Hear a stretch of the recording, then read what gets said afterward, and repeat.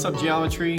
So today we're moving on in our unit 4, which today we're doing 4.5, which is talking about congruent figures. So let's jump into it. So right now we're looking at 4.5, which is talking about congruent figures. So we just did a whole thing about special segments and everything with triangles. Now we're moving into proving that two triangles are congruent to each other. So first thing we're going to talk about to get that started is exactly what I mean by congruent figures. So right now over here I have two triangles.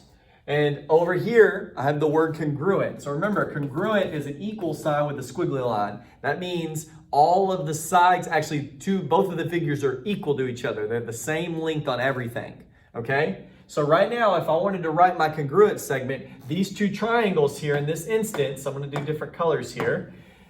LJ and AB would be congruent to each other. JK and BC would be congruent to each other. And then LK and AC would be congruent to each other. So what I want to show you guys is I put one mark on those, that means those are congruent. I put two marks on these, that means those are congruent. I put three marks on these, that means those are congruent, okay? And so right now, if I wanted to write this statement, I have to end up writing it exactly as it's listed. So we have ABC, so I'm gonna write ABC is going to be congruent to LJK. So LJK. Okay? And so you have to understand whenever you end up writing this statement, you have to write it in a specific order, and this is why. Because you have something called corresponding sides. So remember when we were doing parallel lines and transversals, and corresponding basically meant in the same spot? This is what it means as well. So in this instance, corresponding sides, if you look, LJ and AB are in the same place whenever I wrote it. So what that means is that AB is going to be congruent to LJ. So line AB is congruent to LJ. So look, one mark, okay? Right here you see where it says BC and JK. So that means BC is going to be congruent to JK because it's written in the same spot. So look, BC and JK, they're written in the same exact spot. You see that, okay? And then lastly, I'm going to use a different color here. Hopefully I can highlight it. That would be great.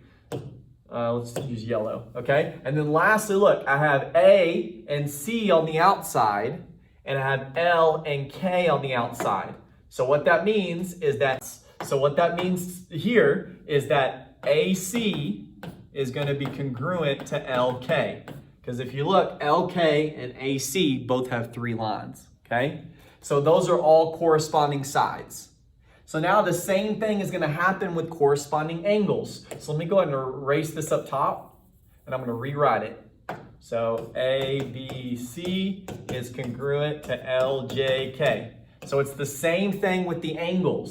So right now, if you look, A is first, L is first. So L and A are in the same spot. So that means L and A are going to be congruent to each other, okay? B and J. So B and J, right here. So B is going to be congruent to J. And then lastly, if you look, C and K are in the same spot. K and C. So C is going to be congruent to K. So you have to understand when you write this congruent stuff, all of this stuff corresponds together and it gives you information to help you solve a problem. So let's take this stuff, let's apply it to our examples, and let's get going here. All right, so let's look at example number 1. So right now it says in example number 1, triangle CAT is congruent to triangle JSD. So remember, everything is written specifically the way it's supposed to and shows you everything is corresponding to each other. So the first thing it wants me to do is list the congruent angles. So the way it's listed means that's the way it is congruent, okay? So right now if you look, C is first, J is first. So C is going to be congruent to J. So angle C is going to be congruent to angle J, okay? Use a different color here. A is second, S is second. So that means angle A is going to be congruent to angle S. And lastly, T is third, D is third. So that means angle T is going to be congruent to angle D. So right now, if we look, let me go back to my red here. Angle C and J, So angle C and angle J are going to be congruent to each other. Let me go to blue again. So angle A is going to be congruent to angle S. So angle A is going to be congruent to angle S. Let me go to purple. Angle T is congruent to angle D. So angle T is congruent to angle D. So I'm putting the same marks on those because those are congruent to each other. Okay? And the same thing with my sides here. So I'm going to erase this up top. And it's going to be the same thing with my sides here. So right now, CA is first, JS is first. So that means CA is going to be congruent to JS. So here we go. CA, JS. It's that simple. Okay? So let's go and use blue again. So now I have AT and SD. So that means AT is going to be congruent to ST. So AT, SD. I meant to put D there, not T. Okay? And then I'm going to use purple here. So now lastly, I have C and A. So C is first and T is last. And J is first and D is last. So CT is going to be congruent to JD. Okay, we can go and look at that. So CT is going to be congruent to JD. And ladies and gentlemen, that's how you list that. And everything corresponds just because of how it is listed. You have to make sure you pay attention to everything and how it is listed. Okay? All right. So let's look at example number 2. Okay, so right now in this information or in this problem, it says determine if the two figures are congruent based on the information provided. So triangle GHJ and triangle IHJ, we're trying to see if those two are congruent to each other. So right now we can see we already have two sides that are congruent, two sides that are congruent here. And if you look, both of these sides are going to end up being the same side. So that means this side is also congruent. So that means all three sides are congruent.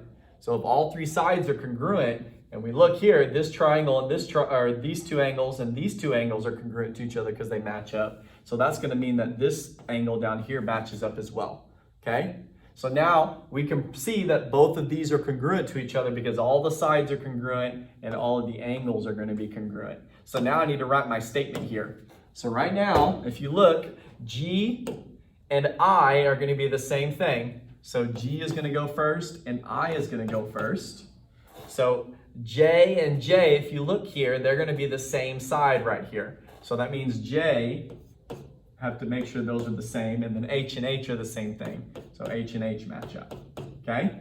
So now let's look. GH and IH. HJ and HJ.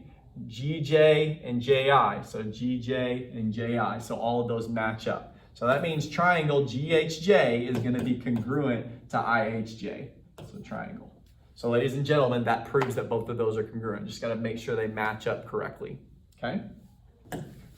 All right, and lastly on example number 3, it says the two triangles shown below are congruent. We need to find the value of x. So right now, automatically, when it says the two triangles are congruent to each other, that means everything is going to be congruent. All the corresponding sides and all the corresponding angles are congruent. So that means all of these angles or corresponding angles are going to be congruent to each other.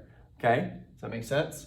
So with that being said, if this is 74 and this is 5x, and this is 3x plus 2, that means this angle right here is going to be the same angle up here. So that means that this is 3x plus 2, both triangles are congruent. That means this angle right here is also going to be 3x plus 2.